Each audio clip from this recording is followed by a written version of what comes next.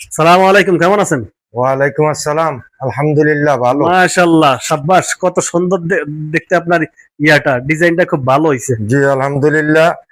তো কেমনে কেমনে ব্যবসাটা সন্ধান মিললো আপনার? এই ব্যবসাটার সন্ধান পেল আমি যখন সৌদি আরবে গেছিলাম। 4,500 টাকা খরচ করে। মালিক ভালো ছিল না, মনে করেন। ওইখান থেকে মাইর খেয়ে আসার পরে 2017 সালে গেছি, 2018 সালে ফিরত আইলাম। মালিক মনে করেন যে দুই চার কি কাজের বিষয় গেছিলেন? দুই গেছি মাজরা বিষয়। মাদ্রা বিষয় মানে জি। ডিউটি কেমন কি ছিল? ডিউটি ছিল আপনার মরুভূমিতে, খাজুরের বাগান, এরপরে ঘাস, গম, এই বিভিন্ন উট, দুম্বা, এগুলা ইয়া করা। তো এগুলা তো অনেক কষ্টের কাজ, হ্যাঁ, মাদ্রা বিষয় কষ্টের আমি মনে কাজ। করি। তারপরে মালিক বেতন দিত না ঠিক মতো, বুঝছেন। না দেওয়াতে আমি এইগুলা নিজে বাইর করে নিলাম, বেছে নিলাম যে পরে এটা তখন আপনি বাংলাদেশে পরে চলে আইছেন, মানে অনেক কষ্ট সহ্য করতে পারেন নাই সম্ভবত। হ্যাঁ, আমার সহ্য করার মতো কি ছিল। মালিক রুমে আইসা মনে করেন যে খানা খাইতে পর্যন্ত দিত না। 24 ঘন্টা কাজ করাইতো, ঠিক মতো বেতন দিত না। আর সৌদি আরবের ম্যাক্সিমাম কিছু আদিবাসী আছে যারা লোকাল স্থানীয় সৌদি আরবের আপনার যারা ওখানকার বাসিন্দা, জি। আরাবিয়ান, এরা তো কিছু কিছু লোক আছে খুব মানে এত ভয়ঙ্কর, এরা মানুষই মনে করে না, না না, বাঙালিদেরকে মানুষই মনে করে না। মানুষ আগে কোনো যায় ঝামেলা থাকলে সমান অধিকার ছিল, বিচার ছিল। এখন বর্তমানে সৌদি আরবে যত কিছু অপরাধ সৌদিরা করে, কোনো বিচার নাই। এটাতে পুলিশও বিচার করে না। এই কারণে তারা সৌদিয়ানরা সুযোগ পাইছে আসলে অনেক। শুধু আপনাদের মতো যারা যায়, যাই এক কাজের কথা কয় বিষয় আর এক কাজে ঢুকাইয়া দেয়, অফিসের কাজে, দোকানের কাজে, ড্রাইভারির কাজে ঢুকাইয়া দেয়, আর একটা লেবার ফাংশনে আপনার কি বলে এটারে, মানে তাদের একটা ব্যবসা, একটা মানুষের মনে করেন নি দিতে পারলে আকামা করে দিব না। কিভাবে মনে করেন আকামা করে দিব কইয়া 2-3 হাজার রিয়েল লইয়া যায়, নিয়া আকামাটা না করিয়া দিয়া বস ওই মালিক মনে করেন ফলাই বেড়ায়, আর আকামা করি দেয় না। এই সমস্যা ওই সমস্যা দেখাই, আবার পুনরায় টাকা নেয়। তাহলে 4.5 লাখ খরচ হয়েছে আপনার সৌদি যাইতে? জি। তা বেতন কেমন কি ছিল? বেতন ছিল 1200 রিয়েল। বাংলাদেশে তখন কত আসতো?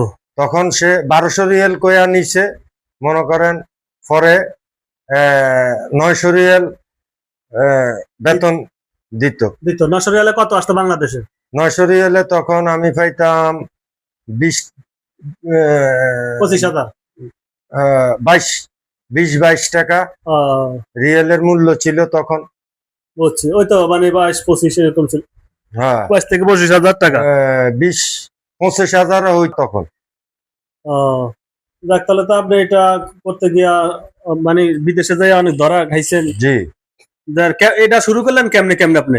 এটা আমি, আমার এক ভাই বলছে, এই এই ঢাকা আইছিলেন ঢাকা, হ্যাঁ ঢাকা আইসা দেখি জনগণের এইভাবে সেল করে, মানে এইভাবে রাস্তায় রাস্তায় হাইটা এইভাবে কফি বিক্রি করে। তাদের মাধ্যমে তখন তাদের মাধ্যমে যোগাযোগ করে আপনি শুরু করেছেন। হ্যাঁ, পরে আমি এই লাইনটা। এটা কোথায় কোথায় বেচেন মূলত?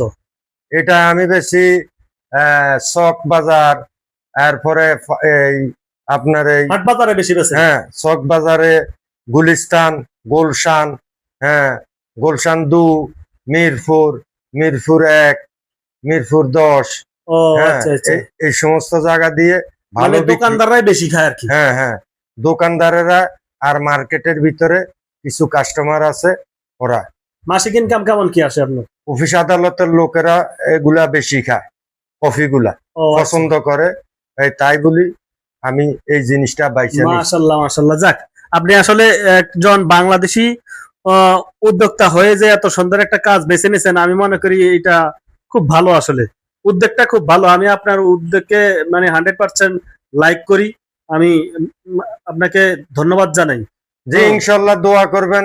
আলহামদুলিল্লাহ, আমি দৈনিক 1000 টাকা বিক্রি করলে মনে করেন যে 1000 টাকা করে মাসে 30,000 টাকা থাকে, তাহলে আমি বিদেশের তে ভালো আছি। কত ভালো আছেন, জি, দৈনিক 1000 টাকা লাভ হলো, মাসে 30,000 টাকা পড়ে, 30,000 টাকা আমার পড়ে। যেটা হ্যাঁ। সৌদি আরব থাকা খানা বাদ দিয়া এই 30, 35, 40 এরকম ইনকাম করে বর্তমানে সৌদি আপনি দুবাই। যত সেল করবেন, আমি যদি 3টা ফ্লাক্স কফি বিক্রি করি, তাহলে আমার দৈনিক খরচ, ইন টোটাল খরচ বাদ দিয়ে, আমার মালামালের পয়সা বাদ দিয়ে মনে করেন যে আমার থাকতেছে 1500 বা 1800 ইনশাআল্লাহ। ও আচ্ছা আচ্ছা, যাক, আমার কাছে খুবই ভালো লাগছে আসলে, এত সুন্দর একটা উদ্যোগ।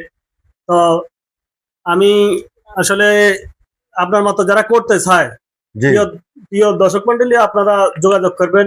তো ওনার সাথে, ওনার ডিসক্রিপশন বক্সে থাকবে, কন্টাক্ট থাকবে, কন্টাক্ট নাম্বারে যোগাযোগ করবেন।